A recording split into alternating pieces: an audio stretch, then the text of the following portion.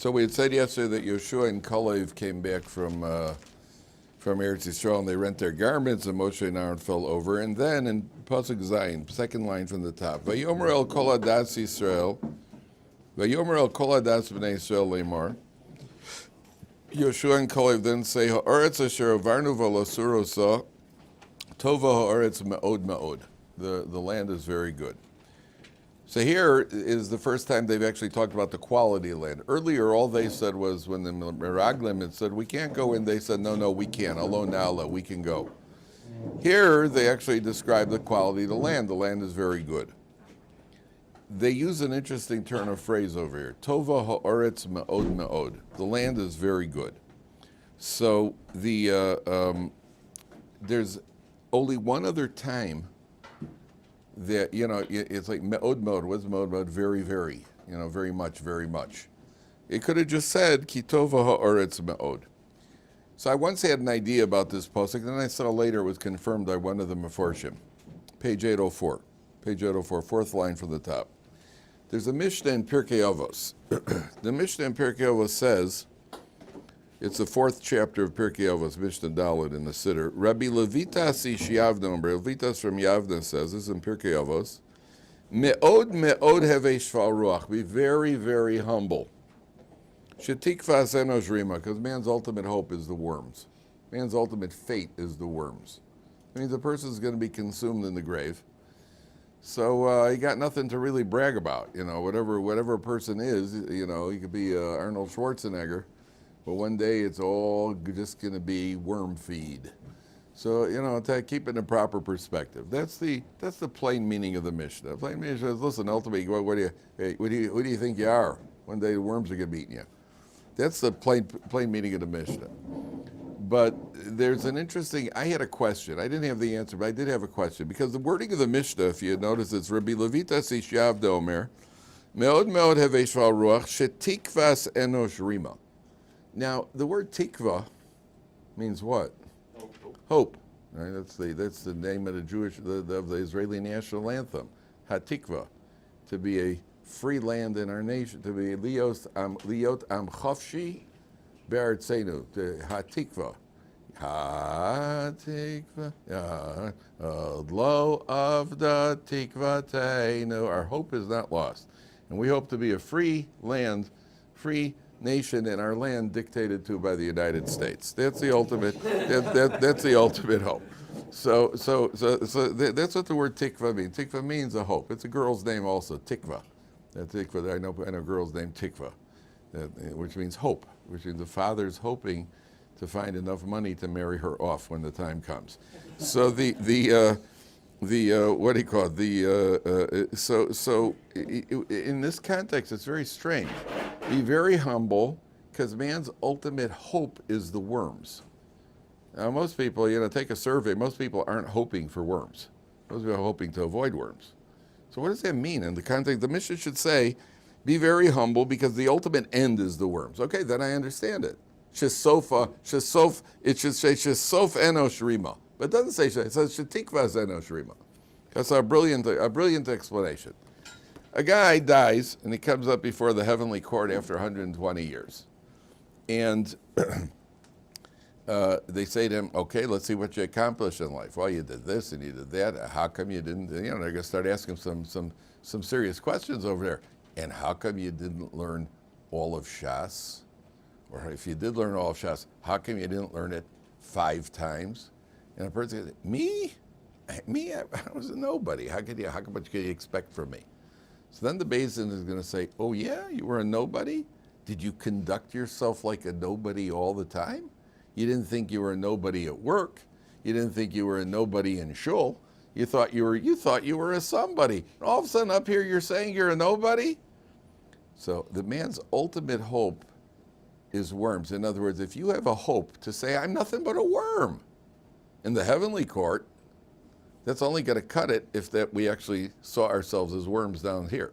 So man's ultimate hope is, or they come up there and all of a sudden we become humble. All of a sudden, nah, not me. What were you expecting? Me? I'm just a little worm. Yeah, the people on the block didn't see that you behaved like a worm. They actually, if you asked them, they'd say you were an arrogant no-good Nick.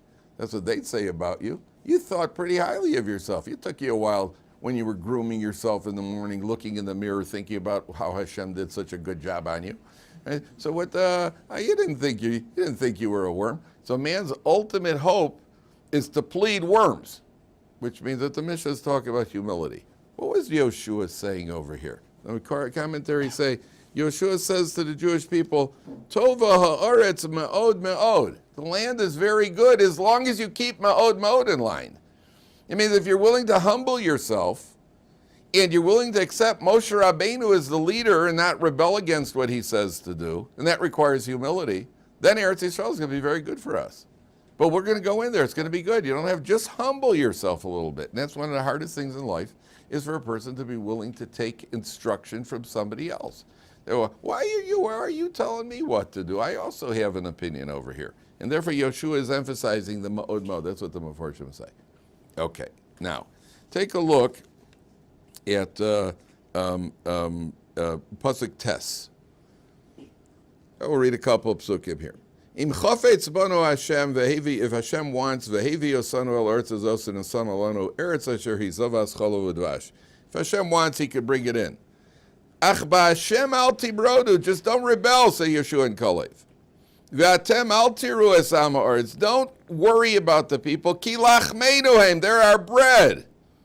Sart sila me'aleim v'Hashem itanu al tiram, their shadow has been removed from them. So first they say, well, they're our bread. What does that mean? What does that mean, they're our bread? We're going to consume them like bread, number one. We'll consume them. Why are they using bread as an analogy? What did the Meraglim say about the land of Israel? They said it's an Eretz Ocheles Yoshveha. It's a land that consumes its inhabitants. So they're saying, no, we're not going to be the consumed. We're going to do the consuming. We're going to go in there and we're going to consume them, number one. Number two, have you ever been afraid of a loaf of bread? You ever seen a loaf of bread? No matter how big it is. You ever been to Hasidic Tish? Right, they bring out one. Have you ever been to a Tish when they bring out one of those monster challahs?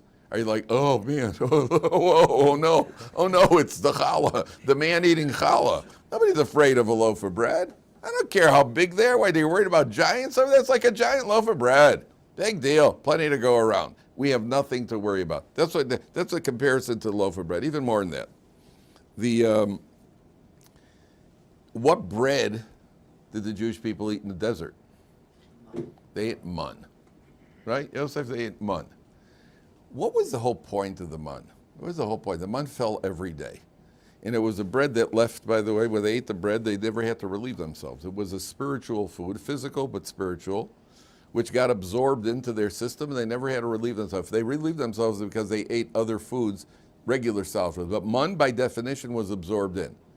So what they're telling you is, just like the mun leaves no signs, there are no telltale signs of the mun, we're going to take over these people. There are going to be no telltale signs. We're going to conquer the whole land. There's not going to be anything left of them, number one.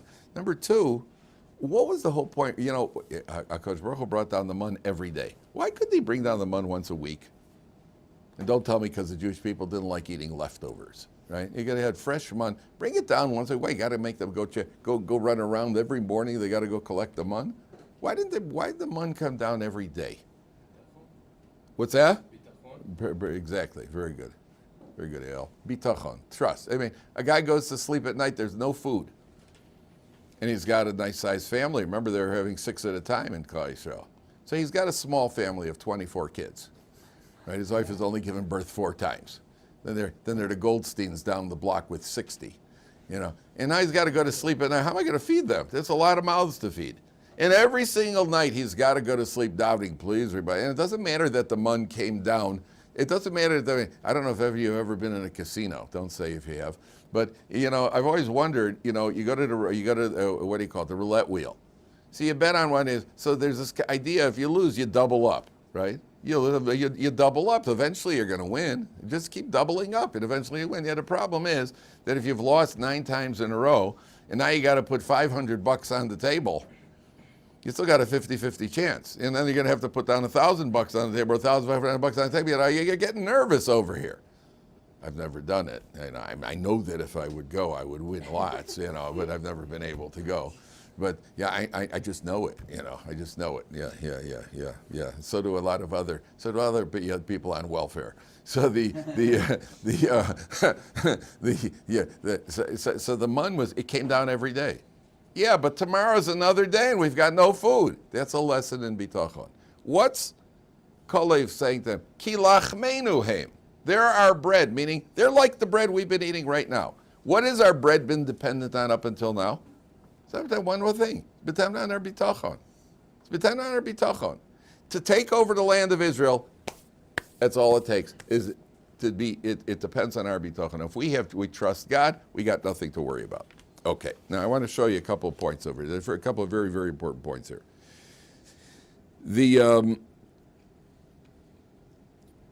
Take a look now. We're going to have to skip ahead. There are three crucial points here.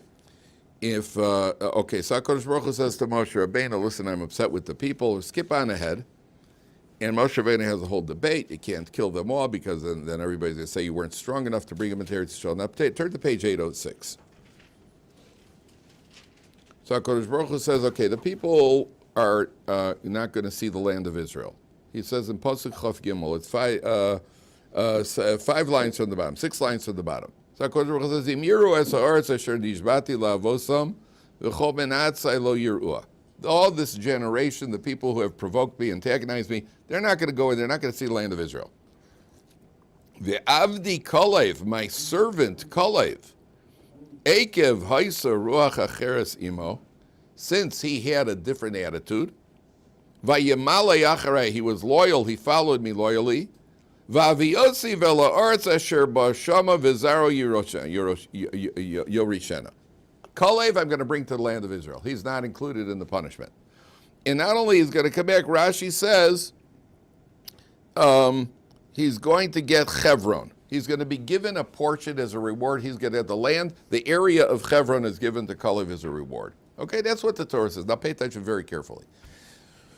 What did Kalev accomplish for the Jewish people? If you think about it, the Meraglim came in and they said, FS, no, it's no good. Kalev said, Olo nale. So we could go in. Then the Meraglim said, no, we can't go in. Then what did the people do? They started crying.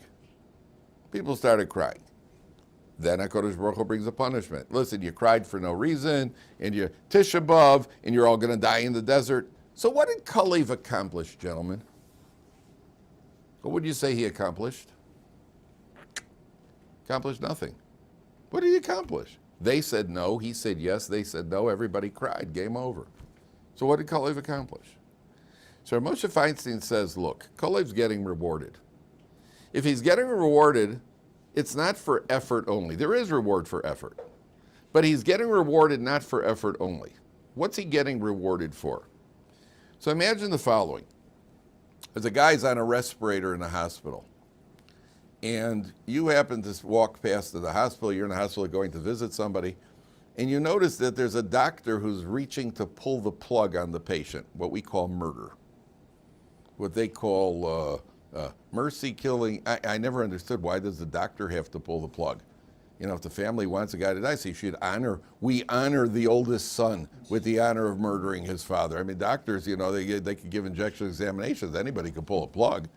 Anybody could pull a plug. What's the big deal? One of the family members. Why does the doctor have to pull the plug? So the doctor's about to pull the plug, and you pass through, and you know that that's murder. So you grab his hand and keep his hand off the plug. He manages a minute later to get his hand free, and he pulls the plug and kills the patient. Did you accomplish anything in that minute that you pulled his hand off the plug? Yeah. What did you accomplish? Kept him alive for another minute. Kept him alive for another minute. You kept him alive for another minute. Keeping somebody alive for a minute, that's something. Says Rabbi Moshe Feinstein, the same way that there's something called physical life for a minute, for a short period of time, there's something called chaye, it's called chaye shah. Chaye shah is temporary life. There's also something called chaye shah of the nefesh. Chaye shah of the nefesh means you've given the person's soul some life. And what that means is, and we've all experienced this, I've experienced it many times, guy comes to Or Sameach, spends a day or two at Or Sameach, And then he leaves, and I see him 10 years later, and he has not moved at all religiously. Still completely not religious. Was anything accomplished in those 2 days that he was Or Sameach? Absolutely. For those 2 days he learned Torah. For those, in other words, we don't judge it by one final result. We judge it by there was at least temporary life. What happened with Kalev? Kalev, the Meragim said, no, we can't go into the land of Israel. And all the people went, oi. Maybe there was one kid in the back who said, yes, we can. But most of the people there, they were all going, oi. Kalev says, yes, we could go in.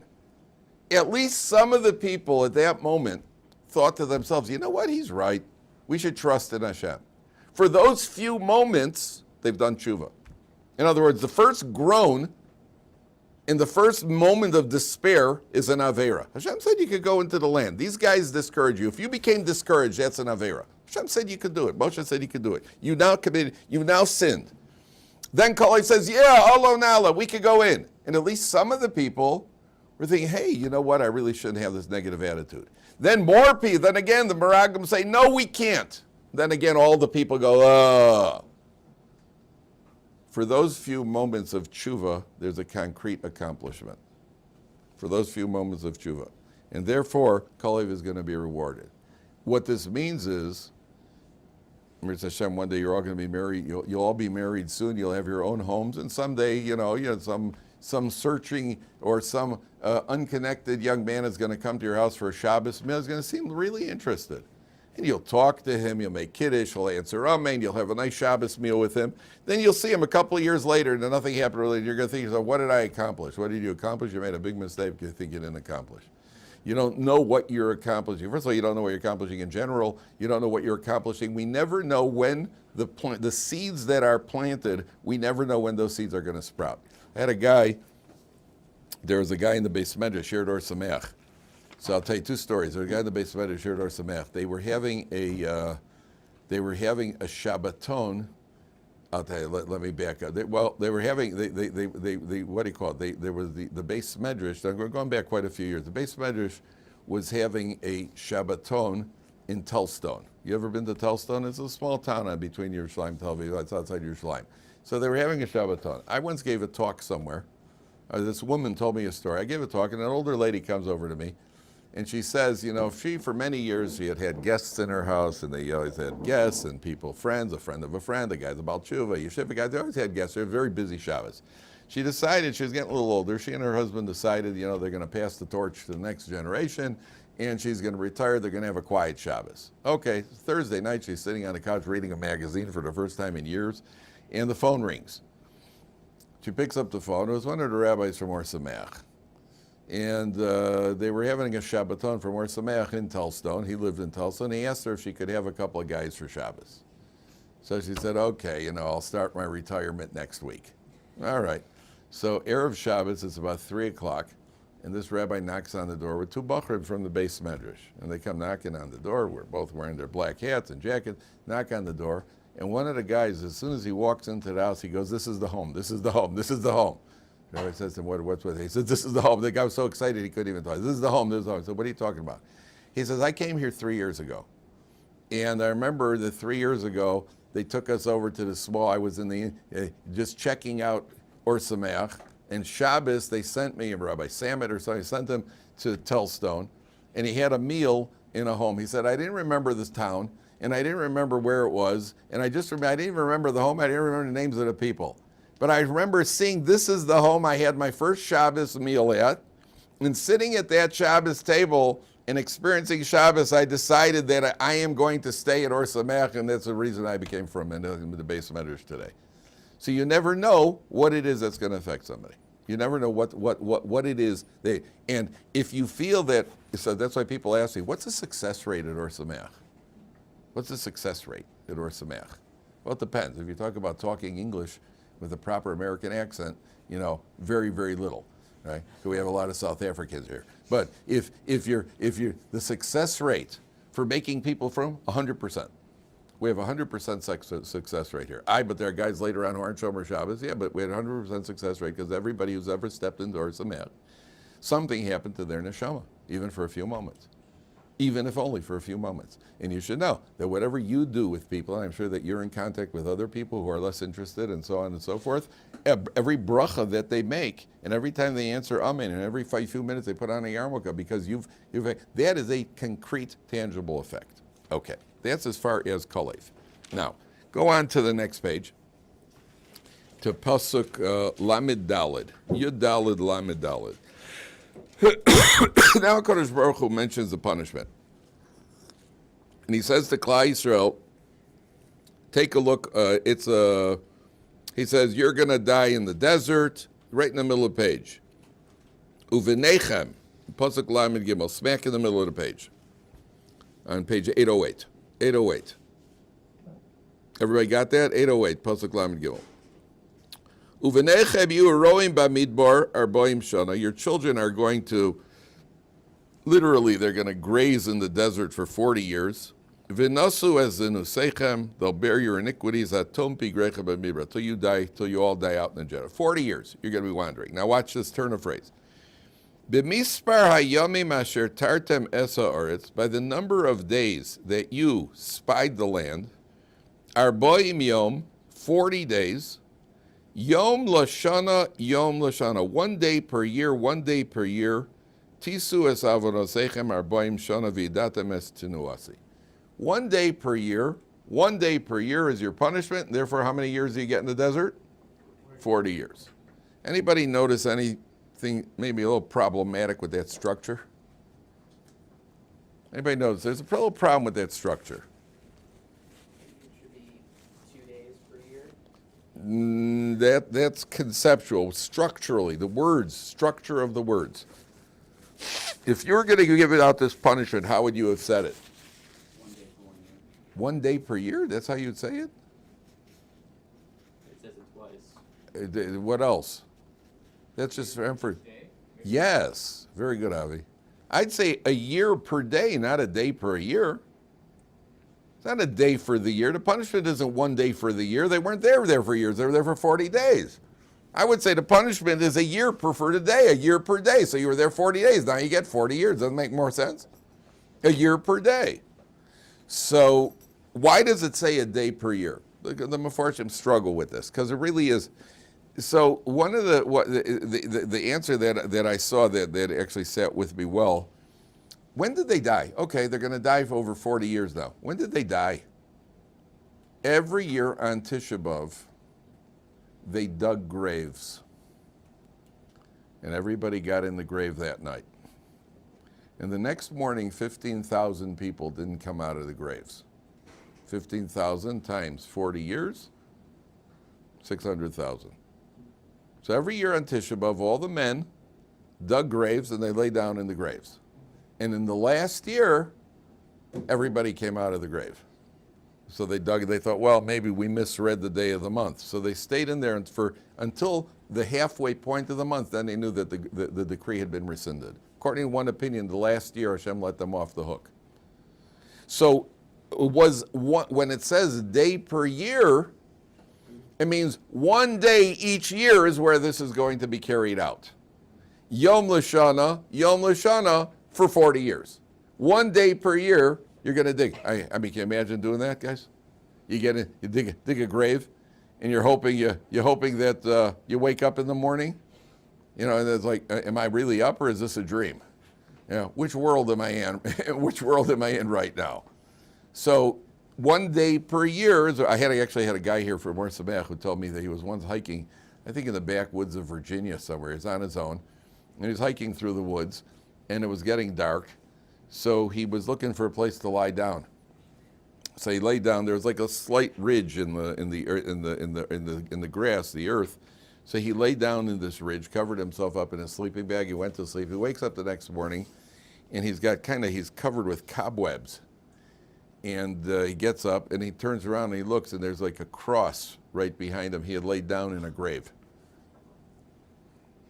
Yeah, we try to avoid these things. So here they dug the grave, not knowing if they got, but that was Yom L'Shana, 1 day per year. Okay, one more point.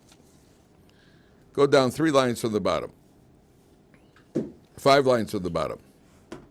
5 lines from the bottom. Pasuk Lamed Vav. And I'm going to tell you also another. By the way, that first idea I told you about Kolev, I found that one of the most encouraging things that I ever heard as far as teaching, dealing with my kids, dealing with other people. Because it just shows us none of our efforts are for nothing. We don't necessarily get the results we're looking for. Sometimes we'd like the results to be a little better. A person has to know that none of your efforts in Yiddishkeit are for nothing. Something is happening. Whether there will be a long-term effect, that we'll find out about it later, whether it's whatever it is, something is happening. And the person should never say, well, boy, I just sat down and spoke to this guy about Yiddishkeit for 3 hours and nothing happened. Then the guy just left my house after Shabbos and he's up to the same behavior as before. Nothing happened. I had hoped that if I talk to him, he spends the Shabbos at my house. By the next morning, he'll be putting on Rabbeinu Tam Tefillin. It doesn't work that way. And sometimes we see results. Sometimes we see very, very, very good results. Sometimes we don't see the results. So what? There are results. And therefore, a person has to know that nothing is lost, number one.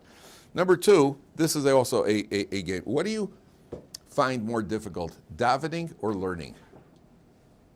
Which one do you find is a bigger challenge, davening or learning? What's that? Davening. What do you say, Biddy? I think Learning's more difficult than davening. Okay. Some people, it's not 100%. Most people find that davening, saying the exact same words every day and having to generate our own energy to put it into the words. I mean, if you think about the words bring something out, but it takes a lot of internal energy to really get into davening. Davening really takes that. Whereas learning, for many people, once you start learning and you hear the logic and you hear a tzara shove, or you hear a nice, you get through a tostos and also like, ooh. It's like hearing a musical instrument played well. Whereas davening, half the time I'm spacing out, the other time I'm spacing out, the other half the time I'm spacing out even more. It's very difficult, very challenging. Okay, so there's a potential, this is a potential game changer as far as davening. The Torah says like this, Ve'anoshim asher sholach Moshe l'sur es, the men that Moshe Rabbeinu sent to spy out the land, Vayeshuvu vayilonu alav es kol ha'ida, and they went and they got all the people all riled up to complain. Lahotzi diba al oretz. What happened to these men? Vayamusu ha'anoshim motziei diba sa'oretz. These 10 spies died. Diba ha'oretz ra b'magefa lifnei Hashem. They died in a plague. They died in the plague. What was the plague? Take a look at Rashi. Left column of Rashi, 7 lines from the bottom. B'magefa lifnei Hashem. They died in a plague. What was the plague they died with? Says Rashi, Be'osa misa hahaguna lem. You find it, please show the person next to you. They died with the death that was suitable for them. Mida keneged mida. They got exactly what they deserved. Mida keneged mida. They got what goes around comes around. What was it? Heim chatu balashon. They sinned with their tongue. V'nishtarbev lishonam ad taburam. Their tongues stretched out until their navel, till their belly buttons. Well, I hate when that happens. The tongue stretched out. V'toloim yotzim milishonam uboim l'soch tarab. And worms crawled out of their tongues into their belly buttons, back and forth. Their tongues became a worm highway from their mouth to their belly button. And they died. Well, that's pretty weird. That's a pretty weird, pretty weird death. And Rashi says they got exactly the death, they got what they deserved.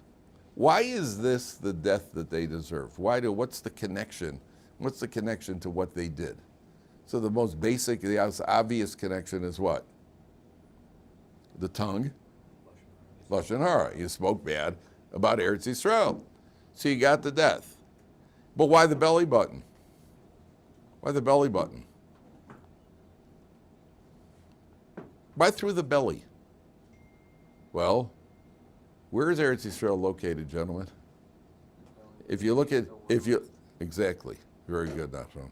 If you take a look at the old maps, America didn't count. The world was basically Europe, Asia, and Africa. That was the world. And what's right smack in the middle of all three is Israel. There we are. Can't find it. Most people can't find it on a map.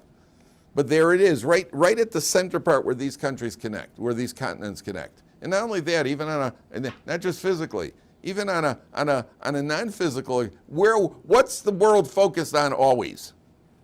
Israel. What's his name he could bomb Ukraine and do what he wants, and Houthis and Tutsis could kill each other in somewhere wherever they are. And what's the world worried about? Because some guy living over here in Reches Shofat built on another balcony on his house. Oh, Israel, they're taking over the West Bank. Whole world worried about this guy's balcony. They're shooting each other, slaughtering each other. Nobody says boo. All of a sudden now, I just saw the human rights people are coming out because 600 people have been killed in Iran. The human rights people. I don't hear the human rights people talking about Putin. That they don't have. I guess no human rights over there. Only Israel gives a warning. Everybody get out. We're bombing. I don't remember the United States doing that. Can you imagine if the United States gets involved in this war right now? What are they going to do? They're going to be sending out leaflets. Everybody get out because we're bombing. No, they're going to send in, if they get involved, send in missiles, take out a few thousand people, and then say, oops. That's all. Nobody says boo. Israel, what do you call it? Yeah, you bombed a few people that needed to die. So they need, as they said in the Western, they needed dying real bad. And I was like, oh, human rights. Human rights. I didn't hear you talking about human rights when this guy announced they want to annihilate Israel. They want to destroy Israel. Where were the human rights people? Because we're not human. We're Jews, right? That's the difference. So they get, where is Israel? Right in the middle. Not only that, there's a pasuk in Yeshaya that refers to a navel is called a tabur. Rashi says it entered taburam. It entered their tabur. There's a pasuk in Yeshaya that refers to the land of Israel as tabur ha'aretz. It's the navel of the earth. It's the belly button of the earth. You spoke bad about the land of Israel, mida keneged mida. The worms crawl out of your tongue and into your belly. Number one. Number two, worms, I want you to listen carefully now, because this could affect your if you struggle with davening. All those who have struggled with davening, raise your hand. All right, there we go. Yeah, davening's tough. Davening always comes at a challenging time, because in the morning I'm tired. At lunchtime for mincha I'm hungry, and at Ma'ariv I'm hungry and tired. Right? So it's always, so if davening would come at 10 o'clock in the morning after I've had my Cheerios, okay, Cheerios, a couple of cups of coffee, we're good to go. Morning, you're kind of, wrapping my tefillin. I don't know if I'm putting on my right arm, my left arm, around my neck. I haven't got my eyes open yet. So davening's tough. Okay. Worms, by nature, by definition, one little worm doesn't do much damage. Worms only do damage if there's a whole bunch of them. Take an oak tree. You'd see an oak tree, nice solid oak tree, and one day the oak tree rots. What is the rottage? What is rottage? You got a lot of little worms who are eating away at the oak tree. Now, I want to ask you a question. There's a pasuk that says that the Jewish people, Tolas Yaakov, pasuk in Yeshaya that refers to the worm, Yaakov. Yaakov is the Jewish people. And the Medrash on that pasuk says, why are the Jewish people compared to a worm? We spoke yesterday about compared to various animals, or 2 days ago. If you call somebody a worm, it's not usually a complimentary term. And the Medrash says that the Jewish people are compared to a worm. So the Medrash says, you know why? Because a worm's strength, matolazu, ein kocho ela befiv. A worm's strength is only in its mouth. So too, the strength of the Jewish people is in their mouth. What that means is, you have an oak tree. The oak tree rotted. How did the oak tree rot? Because a bunch of worms were eating away at the oak tree. A whole bunch of them. Now, any given worm takes a bite out of the oak tree. Would you notice anything missing from the oak tree with one bite of a worm's mouth? No. Because it's not like a yeshiva guy eating 4 slices of pizza wedged over. Yeshiva guy eats a falafel or eats a shawarma, like that. You could see that something happened. There's been an effect, a very visible effect. A worm takes a bite out of an oak tree, you wouldn't notice it. But obviously something's happening. What's the proof? Eventually the oak tree rotted. So that means that the worms that means every single worm, every time he opened his mouth and took a bite, was getting at least a micro particle of that oak tree. How do I know? Because it rotted. So there was a cumulative effect. So the cumulative effect means two things. The Meraglim got worms. If one guy would have come back from Eretz Yisrael and he would have said, not a good place, nobody would have paid attention to that. That's Harold the shul grouch. He's always unhappy about something. But when 10 guys come back together, that has a cumulative effect, much more of a powerful effect. You're more than, what is it? The sum is equal to Greater than the sum of its parts. what is equal? The whole is greater than the Sum of its parts. than the sum of its parts, something like that. Yeah, the whole is greater than the sum of its parts. So if you get one guy kvetching, nobody pays attention. Two guys, all right, those are always the guys. 10 guys come back and they're talking about how that has the effect is more powerful than each one as an individual. The effect is more powerful than each one as an individual. By worms eating an oak tree, the effect is because of the group, and the effect is because of the mouth. Every single worm on every single bite has gotten something, even though the mouth is soft. Why does the Klal Yisrael compared to a worm? Because every time we daven, every single tefillah that you say has an effect. Our strength is in our mouth. You may not see the effect right now. We'd like to daven and say, please Hashem, I need part now. So boink, a big bag of coins drops down on the table. That doesn't happen. Hold for a few minutes. That doesn't happen. We only know every time you daven, there's an effect, just like every time the worm takes a bite out of the oak tree. That's the comparison to the worms. More than that, do you know what we learned from these Meraglim? We learned about how many people it takes to make a minyan. Now that's very strange. You couldn't find 10 other guys to learn this from? Only the guys who badmouth Eretz Yisrael, that's how, let's have a davening. Where do we know? How do you know we need 10 people? Because of the worm guys. You couldn't come up with a better, they got plagued, so let's go daven. You couldn't come up with a better, the answer is it's not what they said. It's the cumulative effect shows there's a greater potency than the individual, which was why it's important to daven in a minyan. When you daven in a minyan, the same davening, if you would daven it alone, it has a greater potency and effect because you're part of a group. So there are two important things here. Number one, not one davening goes lost. Every single davening has an effect, sometimes immediate, sometimes later, but it has an effect. Never be discouraged. And number two, davening in a minyan gives it an even more potent effect. That's the lesson. Yes, Joseph, go ahead. I'm good. You're good. Yeah. Okay, you're good, I'm good, so there's nothing left, right? We're all good. Okay, all right, next week we'll continue. We're going to stop. Okay.